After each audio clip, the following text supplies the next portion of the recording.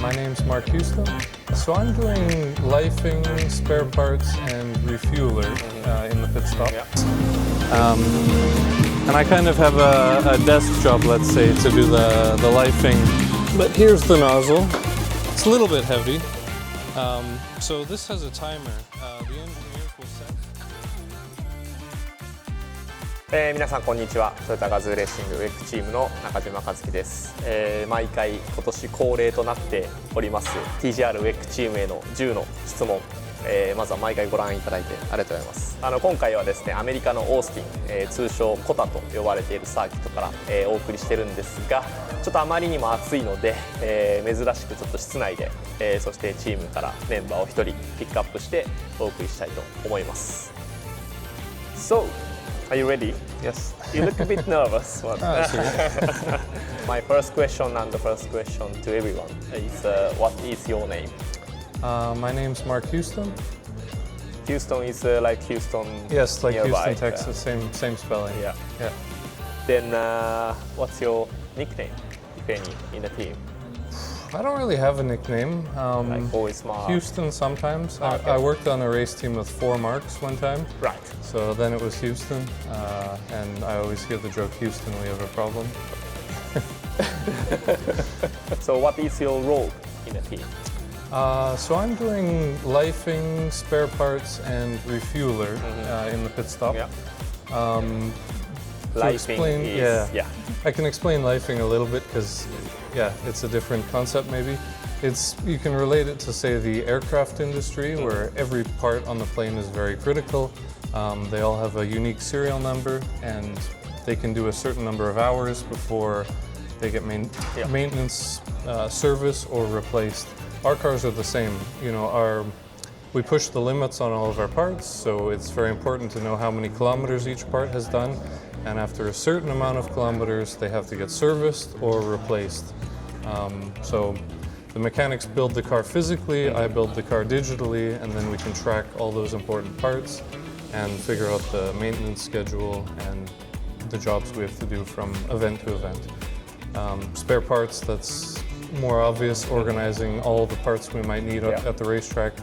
And then refueling, everybody's seen that in the pit stop, So you're with a helmet and fireproof. Yeah, a big helmet that covers you fully because of the danger of fuel, and plug it in as quick as you can at the beginning of the pit stop. Which car are you on? Oh, car 8. Car 8. Yes. So every time car 8 in the pit stop, you are the one. Yep, that's me. By the way, how many parts you have to, let's say, look after or chase? I'm not even sure. I should know the total number that's in a car, for example. For sure, it's over 1,000. I don't know if it reaches 2,000, but maybe 3,000 at least. Maybe under 2,000. Yeah, right. I'm not sure exactly. Right. Yeah. Well, that's enough number anyway. Yeah. A lot of. Yeah, I mean, I get help, and we pre-build assemblies, so it's not swapping every individual 1,000 parts every time. So you can load 100 at a time or something if it's a pre-built assembly. But it's still definitely a lot of work. There's somebody at the factory that assists me as well. Because it's a lot. And this team, Toyota, maybe it goes along with the theme of reliable cars. We have, I'm sure, the most robust lifing system in the paddock. I couldn't see another team that has the same level. But so this that's actually the key, maybe, for our reliability. It's definitely a factor in reliability for sure. Also the design, but keeping on top of these parts and when to replace them, when to service them, that's part of reliability for sure. Where are you from? Canada. So Penticton is the town. It's like exactly between Vancouver and Calgary. So on the west side. Right, on the west side, in British Columbia. Between a lot of mountains and very beautiful place. Sounds like a nice place. Yeah. Next question. Where are you living right now? I live in Cologne, Germany. Next to, close to the company then? Yeah, 5 kilometers from the company. I ride my bike to and from work every day. So sounds like a nice it's routine. And Cologne's a wonderful city. I think we're very fortunate that we're a race team next to such basically in such a nice city. Yeah, that's a big advantage for Toyota. Sounds like you are enjoying at least life in Colombia. Yes, for sure. Yeah, Yeah. that's nice to hear. So, what is your dream car? Dream car? Yeah. Oof, good question. At the moment at home we have a hybrid Yaris, which we quite enjoy.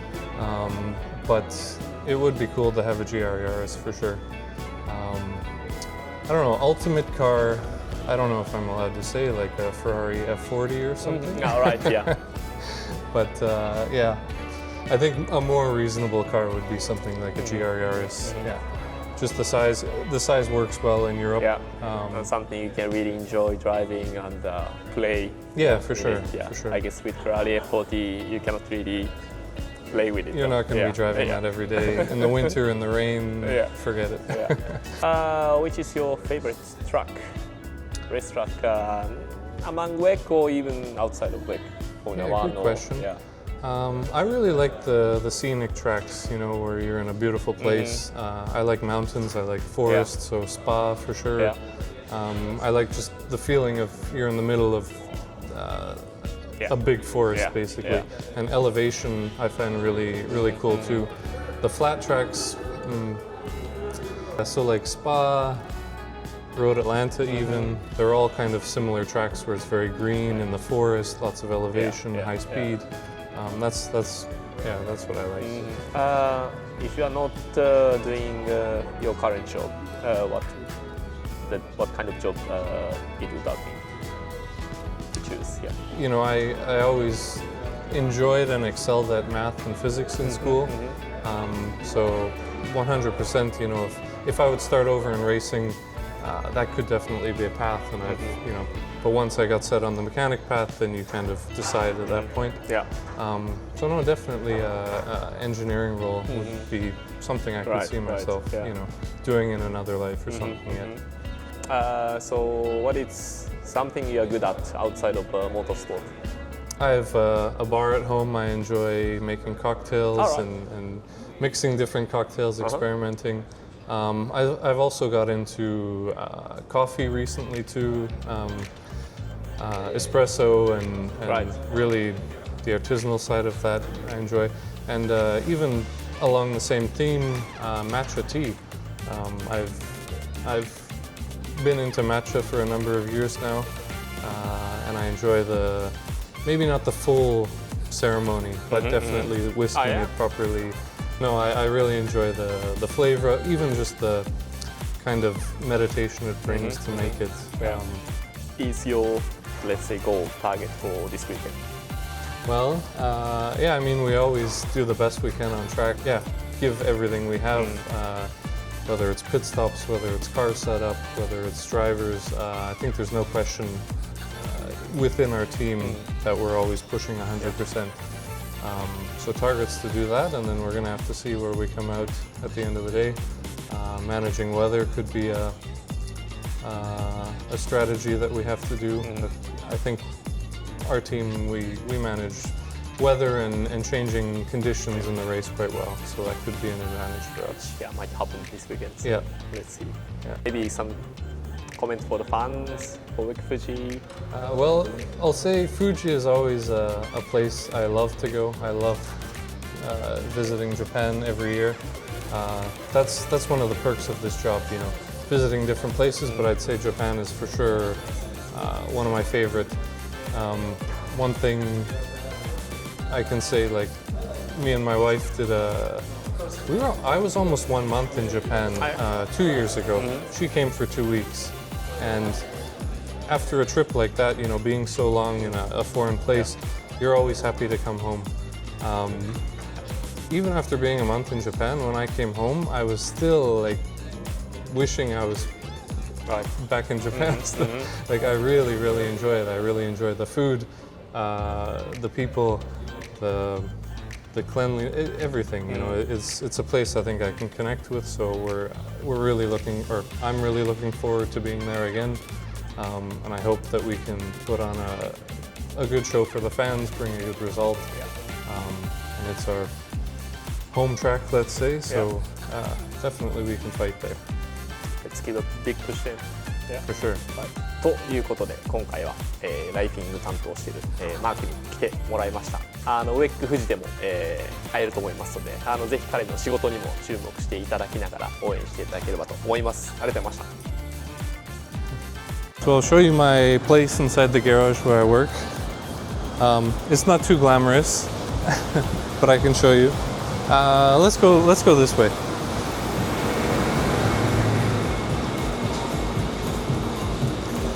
So these are all the departments behind the scenes. And I kind of have a desk job, let's say, to do the lifing and some of the organizational stuff of my job. So, sorry, it's very busy in the garage at the moment.